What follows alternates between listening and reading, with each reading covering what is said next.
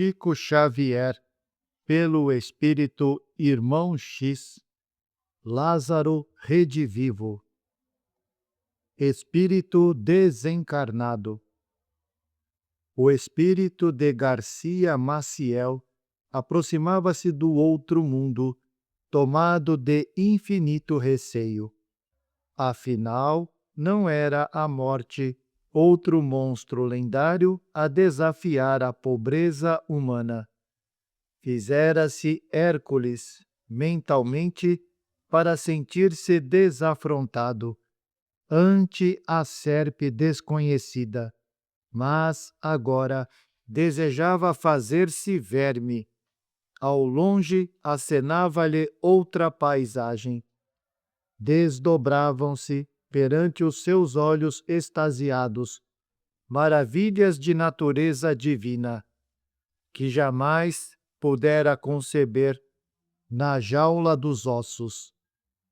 E sentia bem que a sua antiga organização fisiológica não passava de jaula, embora de essência divina, porque, observando a amplitude dos novos céus e a beleza dos caminhos novos, chegava à conclusão de haver atravessado a existência humana na condição de uma fera. Lembrava os tempos de revolta íntima, os desequilíbrios emocionais de que era vítima constante e sentia vergonha. No fundo, acreditava não ter vivido à luz dos valores espirituais, e sim à maneira de leão, provisoriamente guindado à forma humana. Os gritos de vaidade ferida, os ataques de orgulho humilhado, com os quais tantas vezes escandalizara os amigos e inimigos, não constituíam característicos do grande animal do deserto? Foi por isso que Garcia Maciel, homem sofredor, que desempenhara atribuições de escriba moderno entre as criaturas, chorou copiosamente, envergonhado e abatido. Rabiscara muitas páginas e gastara imensa quantidade de fosfato e papel, informando o público. Entretanto, como não se lembrara de escrever, exaltando a vida vitoriosa, preferira a consulta incessante aos arquivos e a descida ao passado remoto. Entusiasmara-se com as histórias de deuses e ninfas, perdera-se nas divagações dos filósofos e mergulhara a mente nos documentos antigos, como o rato de livros velhos, para enfileirar, em seguida, as referências preciosas. Mas, e a realidade eterna? Em verdade, não lhe merecera maior atenção. Fixara o momento, pincelara o quadro da hora, absorvera-se no imediatismo, mas olvidara o espírito imortal e a grandeza do universo divino. Admitira, nos seus tempos de pão difícil, que a decifração dos mistérios da alma era função do sacerdote, mas a revelação defrontava-o ali, depois do sepulcro, a ele que não fora ministro religioso de qualquer confissão e que se filiara, sempre, à congregação dos desiludidos e descrentes. Banhavam-no os raios da luz misericordiosa e sublime das bênçãos de Deus. Demorou-se Garcia algum tempo em jornada ativa antes de alcançar as primeiras portas. Ao seu lado, outros seguiam, receosos e angustiados. Ninguém poderia varar a fronteira sem limpar os pés e mudar as sandálias. Depois do inesperado esforço e de longa expectativa, entrou humilde. Contudo, a autoridade espiritual que presidia no pórtico recebeu-o com carinho e bondade. Não o tratava como se fora um leão, de quem se sentia ele parente próximo. Acolhia-o como a um menino necessitado de socorro, desses que se perdem na rua, não por falta de assistência, mas pelo congênito apego à vagabundagem. Saudações e agradecimentos. Agora, meu amigo, falou o porteiro amável, te encontras no limiar de maravilhoso e divino santuário. É preciso, entretanto, esperar muito tempo a entrada definitiva. Todavia, podes penetrar o átrio, descansar e refazer-te. Semelhante concessão significava uma bênção. As perspectivas eram magníficas. Estradas brilhantes desenhavam-se-lhe aos pés, recordando o paraíso bíblico, iluminado por leques de luz e atapetado de flores resplandecentes. Para o recém-chegado, o átrio, em si mesmo, já significava o céu. Entretanto, Garcia recuou, e os amados deixara no purgatório terrestre as afeições mais doces. O encarregado da recepção compreendeu-lhe a angústia e perguntou: Que sentes? Meu benfeitor, disse o novato hesitante, e os bens de minha alma que ficaram na terra? De ti mesmo constam aqui somente os bens que trouxeste. Quanto aos que deixaste na esfera carnal, constituíam um empréstimo a longo prazo. Desapontado, Garcia tornou. E a esposa, os filhos, os amigos? Todo amor que entesouraste, esclareceu o interlocutor, servirá a ti mesmo. Bem-aventurado aquele que ama sem aguardar retribuição. Quando o matrimônio é de almas, a união continua independentemente da distância e do corpo físico. Quando os filhos compreendem os pais e os amam, a morte não extingue os laços que os identificam. E quando os amigos estimam as qualidades espirituais, a separação temporária não anula a confiança fraternal. No entanto, se esses fundamentos não preponderavam em suas ligações, todos os títulos do sangue e da convenção representam de fato o passado morto, extinguindo-se com a derradeira pá de terra que te cobriram os despojos. Garcia experimentou o frio terrível de quem pela primeira vez se encontra com a verdade. Oh, como desejava esquecer tudo! Exclamou. Ainda não mereces, porém, a bênção do ouvido construtivo, aduziu o porteiro afavelmente. Antes, é necessário que voltes ao mundo a fim de apagar certas garatujas de tua pena. Prestaste aos homens muitas informações descabidas e torna-se indispensável substituí-las por esclarecimentos legítimos. De quando em quando, voltarás aqui, refazendo as forças. Todavia, somente depois de completares a obra penetrarás o templo sublime, onde os redimidos esquecem todo o mal. Garcia agradeceu e recolheu-se ao repouso.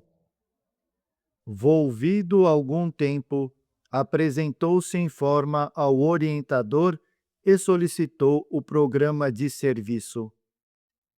Regressarás em espírito ao campo antigo, explicou o benfeitor, e ensinarás o bem e a verdade, lutando contra o terror da morte e glorificando a alegria da vida. Mas ouve, abstente de todas as preocupações pessoais, inclusive do nome que te serviu entre as criaturas. Lembra-te de que o santuário te fará conhecer mais tarde o nome que te guarda o Senhor no livro da vida eterna. Garcia, contudo, que tanto se envaidecia noutro tempo ante as próprias páginas, perguntou desconcertado: Como me identificarei entre os homens? O porteiro fez um gesto expressivo e informou: Não te preocupes, para eles, por mais que te esforces, serás sempre alma do outro mundo ou espírito desencarnado.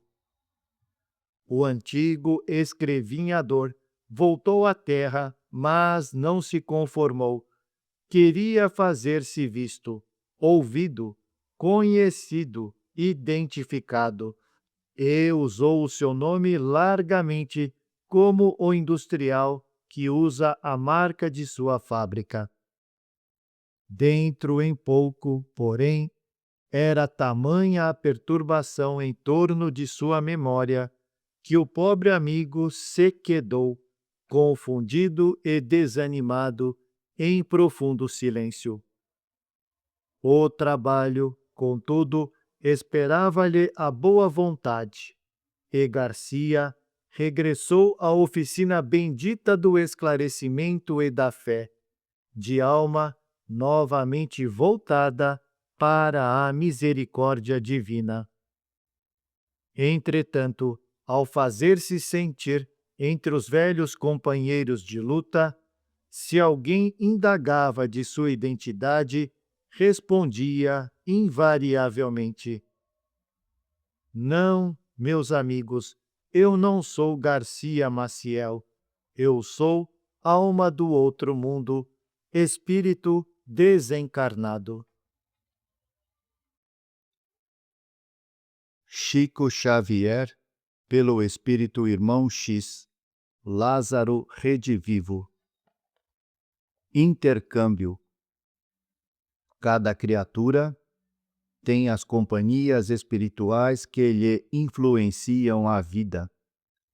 Afirmavam os antigos: Dize-me com quem andas, e dir-te-ei quem és. Atualmente, com os novos conhecimentos que felicitam os homens, poderíamos dizer: Dize-me o que fazes, e dir-te-ei com quem andas. Há companheiros invisíveis de todas as expressões. Presentemente, em face das realizações espiritistas, somente os médiuns confessos são considerados pessoas de convívio com a espiritualidade. Entretanto, a verdade é que ninguém foge à regra. No lar, no trabalho, dentro das luzes do dia e das sombras da noite, atuam os mortos sobre os vivos, como os vivos atuam sobre os mortos. Onde, porém, mais se patenteia a técnica da inspiração, é justamente no círculo dos que escrevem. Por isso mesmo, é mais que desarrazoada a crítica desfavorável de escritores e jornalistas. Diante dos fenômenos das manifestações, post-mortem. A estranheza dos beletristas que se julgam senhores absolutos da arte de expressão é sintoma de presunção ou burrice. Desde a Grécia, temos no mundo a história das 9 filhas invisíveis de Júpiter, que presidiam as artes liberais, orientando-lhes as realizações. E homem algum que se consagre ao altar do pensamento desconhece a imperiosa necessidade de absorver as inspirações que o cercam. A profissão das letras é a que oferece maior oportunidade de observação nesse sentido. A elaboração das ideias para os milagres do verbo fecundo não dispensa as criações espontâneas, em que os semeadores da beleza imortal lançam o sopro dos sentimentos divinos. Toda a alma, no campo da meditação, é um canteiro de possibilidades infinitas à semeadura espiritual. O próprio Cristo, de quando em quando, retirava-se para a solidão de si mesmo, com o propósito de ouvir o Pai no grande silêncio. Os discípulos atormentados pelas perseguições e fustigados pelo suplício, concentravam-se em si mesmos, abstraindo-se do exterior e procurando a palavra do Mestre na esfera silenciosa do coração. Simão Pedro afasta-se do tumulto de Jerusalém, no santuário da prece, e ouve-lhe a voz, utilizando a audição da consciência, no êxito do apostolado sublime. Madalena reencontra-o, a fim de reerguer o espírito vacilante. Paulo de Tarso é chamado por ele na estrada de Damasco, dedicando-lhe para sempre o coração valoroso. Ananias, o discípulo humilde, recebe-lhe as advertências para o bem. Mas não necessitamos recorrer exclusivamente à vida dos fiéis seguidores de Jesus. A existência de todas as criaturas permanece repleta de influenciações de natureza invisível. Alighieri não fez obra de pura imaginação ao escrever a Divina Comédia. Amigos intangíveis na terra arrebataram-lhe a alma, oferecendo-lhe informações das esferas espirituais imediatas ao mundo sombrio, embora o poeta condicione as visões à sua época, ao seu meio e aos seus estados psíquicos. Tasso sente-se tomado de influências estranhas ao grafar a Jerusalém libertada. Milton, cego e esquecido pelos contemporâneos que o bajulavam, ao tempo de Cromwell, sente raios divinos de inspiração na treva em que os seus olhos mergulham e transmite à esposa e às filhas o seu famoso paraíso perdido. O nosso Bilac sentia-se tocado de misteriosas forças na composição dos seus versos mais belos. Cruz e Souza, o poeta negro, fala-nos de portas douradas e sacrários liriais do santuário de seu mundo interior. Mas nem sempre as companhias invisíveis são as melhores, não obstante a inteligência com que assistem os seus tutelados. Lord Byron confessava experimentar a mente ocupada por pensamentos grandiosos que não lhe pertenciam. e afirmava que era preciso vazar o cérebro ou perder a razão. Todavia, os caminhos em que perseverou não foram os mais desejáveis.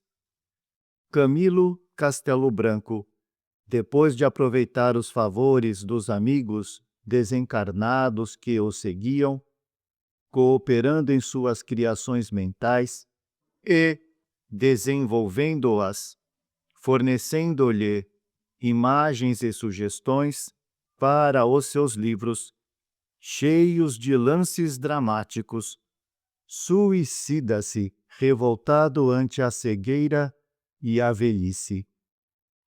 Albino Forjás de Sampaio, literato de talento brilhante, concorda em atender ao gênio diabólico que lhe inspirou as palavras cínicas, livro demolidor do caráter e inimigo da juventude. Antero de Quental, após escrever poemas de inspiração verdadeiramente sublime, deixa-se empolgar pelos alvitres odiosos daqueles que lhe sopram a ideia da morte voluntária, compelindo-o a lesar a confiança divina.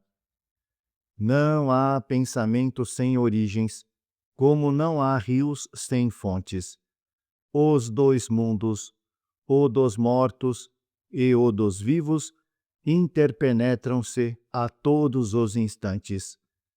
Os espíritos encarnados influenciam-nos as esferas de ação, toda vez que escapam momentânea e imperfeitamente do corpo, enquanto os desencarnados atuam sobre eles. Toda a vez em que os seus pensamentos se voltam para pessoas, situações e coisas da vida carnal. É impossível evitar o convívio ou o conflito entre as inteligências individuais nos dois planos. E esse intercâmbio anuncia-se cada vez mais intenso, apenas se verificando muita discrição e vigilância por parte dos desencarnados esclarecidos, que precisam manter grande cuidado na identificação de si mesmos, perante os seus inquietos e precipitados amigos do mundo, os quais, no campo de ignorância em que ainda se mantêm, cercados de estranha defensiva, promovem a simples fantasmas os irmãos que mudaram de casa em razão das exigências da morte. Chico Xavier, pelo Espírito Irmão X, Lázaro redivivo. Com franqueza de irmão. Pergunta a você como iniciar um trabalho eficiente no Rio, em favor da confortadora doutrina que os Espíritos Consoladores semeiam na terra. Francamente, sua pergunta denuncia muita despreocupação do grandioso movimento que os espiritistas, sinceros, desenvolvem nos mais diversos ângulos do Brasil, mormente na capital da República. Abre parênteses, nota. Esta mensagem antecedeu de muito a fundação de Brasília, pois o autor espiritual a editou em 1945. Nota da editora. Fecha parênteses. Esclarece que deseja fazer uma obra de conformidade com os seus programas de ação, dando expansão aos seus propósitos e desejos, fundamentando-se nos princípios que você julga excelentes. Depois da morte, porém, meu amigo, quando, de fato, nos desvencilhamos das ilusões maiores, é muito difícil acreditar nos possessivos singulares. Fala-me você de seus pontos de vista, mas acreditará, porventura, que todos estejam pensando de conformidade com você? Desejará matricular-se na escola de esgrimistas ou propõe-se ao serviço da fraternidade universal? As lutas mais detestáveis da terra são as que se efetuam em nome da religião. Os judeus, que tramaram a crucificação de Jesus, agiram na qualidade de fanáticos infelizes. Mas os guerreiros das cruzadas, que já conheciam a plataforma do cristianismo, baseada em amor a Deus e ao próximo, foram conquistadores cruéis, a massacrarem multidões, disputando alguns palmos de solo em nome daquele que não possuía uma pedra onde repousar a cabeça. Refiro-me a isso, considerando os termos de sua solicitação. Você pretende manejar o dardo, a fim de corrigir e compelir, golpear e vergastar. Assegura que organizará um empreendimento de vastas proporções, que fale bem alto de suas intenções regeneradoras, no capítulo da doutrinação. Entretanto, meu amigo, a verdadeira obra de Jesus não é essa. Já pensou em auxiliar antes de criticar? Analisou pessoas e situações com espírito fraternal? Refere-se muitas vezes ao Cristo em suas palavras, mas meditou bastante no Cristo? Não se declare sem programas de trabalho. Não diga que lhe faltam diretrizes. Como discípulo fervoroso da verdade, que afirma ser, terá esquecido os ensinamentos do Mestre? Amai-vos uns aos outros como eu vos amei. Quem disser ser o maior no reino dos céus, seja servo de todos. Brilhe a vossa luz diante dos homens. Não estarão contidos somente nessas 3 enunciações, vastíssimos projetos de realização espiritual? Medite, pois, antes de assumir as graves responsabilidades em que pretende envolver-se. O Rio de Janeiro possui beneméritas organizações doutrinárias, aguardando cooperadores dedicados e eficientes. Como vê, o problema não é o de criar novos arcabouços de associação, mas o de executar com fidelidade o planejamento levado a efeito. A inteligência já fez o debuxo precioso. Agora é imprescindível que o coração realize a sua obra. No íntimo, talvez estranho que afirmo, não fui aí no mundo um companheiro de lutas, no grande serviço que o Espiritismo cristão desenvolve no Brasil. Todavia, cerrada a visão obscura do corpo, não me ausentei da cultura espiritualista, nem da realização espiritual necessária. E se você pede sugestões aos desencarnados, deve revelar as respostas cabíveis. o que tenho aprendido, acima de tudo, depois da morte, é que, nas esferas imediatas da existência humana, as entidades desencarnadas são, quase sempre, tão bem intencionadas e tão imperfeitas como os homens. A evolução é obra paciente dos séculos e alguns dias de experiência, quais os que se verificam na carne, desde o berço risonho ao sepulcro sombrio, não bastam à iluminação efetiva da alma. Vocês vivem rodeados de pessoas desencarnadas, cheias de desejos inferiores, não obstante oriundos das boas intenções, voltadas às disputas de toda a espécie.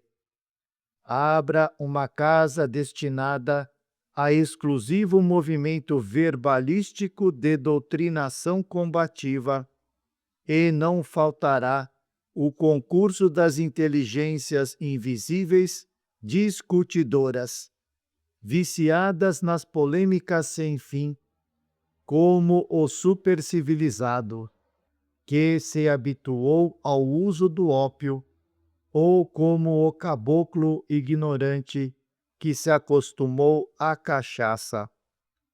Se você deseja, de fato, servir na obra do Cristo, vá cooperar com os irmãos valorosos que bracejam no grande mar das fundações já feitas, auxiliando-os com o espírito de amor. Não compareça diante deles com a fumaça dos críticos. Em todos os lugares você encontraria um convite para exercer esse terrível ofício. Aproxime-se com a sincera disposição de servir cristamente. Ame os companheiros e ajude-os. Não perca tempo em disputas vãs. Cuide de realizar a vontade do Senhor dentro de si mesmo. Como último recurso, use a tribuna em seu ministério, mas, antes de fazê-lo, distribua o valor dos bens imperecíveis da alma. Não muito longe do seu lar, existem leprosos e loucos, tuberculosos e velhinhos sedentos de afeto, crianças e jovens desamparados. Não atente para a maneira através da qual aceitam as interpretações religiosas. Preocupe-se com as possibilidades de edificação simplesmente. A prática do bem ainda é a maior escola de aperfeiçoamento individual, porque conjuga os seus cursos a experiência e a virtude, o raciocínio e o sentimento. Não repita que lhe faltam roteiros. Cale os pruridos do cérebro, a fim de ouvir o coração. Lembre-se de Jesus e colabore com os amigos. Acreditamos que o Espiritismo precisa agora, mais que nunca, dos que edifiquem nas próprias vidas o reino cristão que ensinam aos outros. É provável que você não aceite o meu alvitre e funde uma nova organização separatista, consagrada às divergências religiosas. É natural. Você é humano, como ainda sou. Mas consola-me a certeza de que, um dia, você chegará também às mesmas verdades a que eu cheguei.